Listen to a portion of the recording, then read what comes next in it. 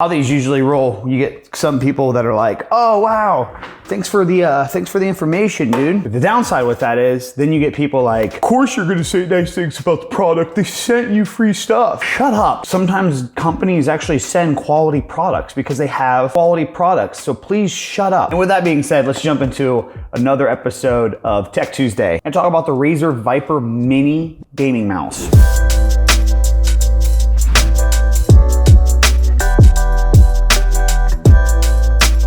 What's up everybody? First and foremost, thank you for stopping by today's video. We're gonna be reviewing today another Razer product. As you guys seen from some videos a while ago, I recently switched to the Razer Viper Ultimate, which is a wireless, lightweight, hyperspeed gaming mouse. To answer any questions, yes, this is still my #1 mouse. This is what I use. But I'm gonna be honest, this guy really took its place for a week. I'm still debating going back to this, talk about why not in this video. But first off, like seriously, I wanna say, you know, as I grow as a YouTuber, as somebody who's going to review products, yes, I'm going to work with companies. Sometimes I don't work with companies. For example, I don't work one-on-one at this point with Razer. I'm not sponsored by them. I don't have a personal link through them. Any affiliate links are through my Amazon associates. I'm not an ultra insane reviewer. I'm just a normal guy that likes stuff, and I'm gonna give you the average consumer review. Break it down nice and simple, and I'm very honest. I've actually trashed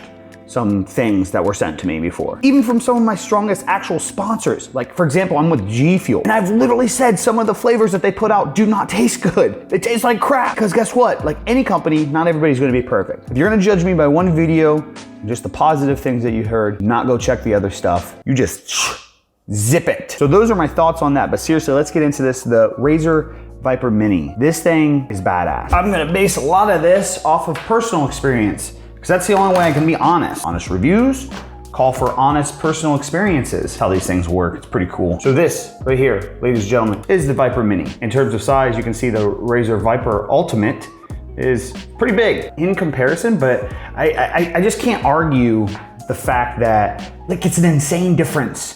Like a beneficial difference, I guess if you would. So to put it in the same ballpark, and I'm not saying that the Viper Mini compares to the final mouse. In my experience, with my hands, these two mice are very, very similar in size. So with my hands, I have short fingers, big palms. The reason why I like the Viper Ultimate, which is wireless, you know, so obviously that's a huge plus, but it's thick in the areas that it needs to be. And that's one thing I really liked about the final mouse. That and the scroll wheel is, although it is small, it is lightweight. I personally love the arch to it. It fits right in my hands. I also love the ventilation to it. That's huge. Although I'm really shocked with the Viper mouse that I don't sweat as much. I get really into gaming, my hands sweat. So having these are without a doubt, for me, much more breathable. My hands sweat a lot less by using these Hex style gaming mice. Really shocked as to how well the Viper series has held off in terms of that. So Viper Mini versus the Final Mouse Cape Town 2, size-wise, usage, handling, very comparable. Where these two and even the Viper Ultimate and the Viper Mini honestly kind of start to separate is I don't know what it is. I don't know the actual internals. Real quick as well, I would like to point out that if this review is not in-depth enough for you, I'm gonna suggest one of my homies' videos down below who checked out this mouse as well. My man Brian at BadSeedTech goes very in-depth into his reviews, and he's really honest. He's pretty fair. So if you want more information, more than I've shared, go check him out, please. But for some reason, the Viper Mini, just as a whole, it feels a little cheaper. Now, I'm not saying it's a cheap product overall. I'm just saying in comparison to some of these others out there, it just feels different. I could be wrong about that. It could be just because it's simply smaller and more confined, that the pressure at which I'm pushing on the device just feels different compared to some of the other devices that I've used. I feel like it doesn't sound different when I click them, but just the user experience, I don't know, just something about it feels to me a little cheaper. But in all honesty, that and aside from this thing right here, that's really the only bad things I have to say about it. And again, that's just my experience. I really don't know if it's just something I'm overthinking. Maybe the pressure of everybody getting mad at my reviews not being negative in some ways making me negative.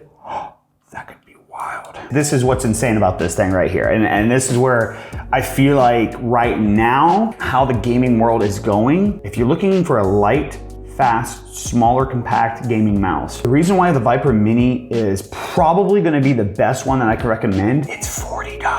$40, so you got $40 for the Viper Mini, then you have $80 for the Viper. That's literally double! And then $150 for the wireless, which is understandable. Wireless mice are kind of like still the thing in the future, I guess, especially in terms of gaming. Just for an example, just to entertain us, let's look at the price difference, $40 between the two, between the Viper and the Viper Mini. Viper 1600 DPI, Viper Mini 8500 DPI. I don't really know anybody who goes above like 800. Viper Ultimate does have an additional 2 buttons, so if you are left-handed, that's beneficial to you. With the Mini, you are losing a textured grip. You're looking at 69 grams for the Viper and 61 grams for the Viper Mini. I argue that once you get below like 80 grams, it doesn't even matter anymore. And then again, the price difference is huge.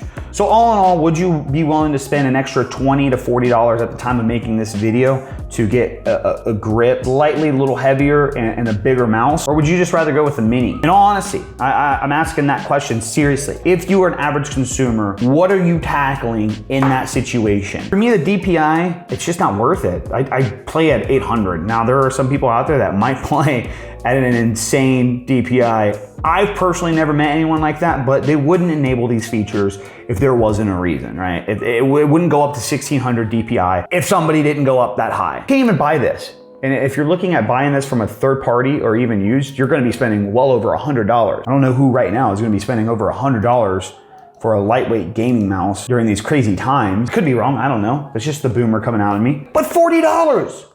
$40! I gotta give my hats off to Razer on this one, man. They did an amazing job. Very, very, very impressed from this. The first day I hooked it up, honestly, I was like, okay, I'll probably like test it out. It'll be a good mouse for sure. But I was like, there's no way I'll probably stick with it because I'm just so used to being wireless right now. And I stuck with it. I really did. I'm personally just growing and my setup is growing, and moving forward, I like to go completely wireless on all my devices. So that's just a personal preference though. And I mean, it might be a personal preference to some of you guys and gals, but I think for this video, I'm more talking to the general masses to where it's hard to honestly justify $150 just to have wireless. It's really hard to justify that. I'll just say it. I'll put it out there. If Razer hadn't sent me that mouse, I probably wouldn't buy it. I know I'm growing as a reviewer and I'm gonna have to start investing into these things, but as an average consumer standpoint, I cannot justify spending double the cost on something for it to be wireless. I'm just not there yet. Guys, gals, I appreciate you checking out today's video. If you have any further questions, be sure to ask me in the comments down below. Be sure to hit the like button. Also, I answer some of these things while I'm live when I get a chance. So be sure to stop by a live stream. The schedule is in the description of the video as well. Be sure to subscribe, turn on those notifications, follow all my other forms of social media. Ladies and gentlemen, that's all I got for you guys today. I am out. I will see you tomorrow.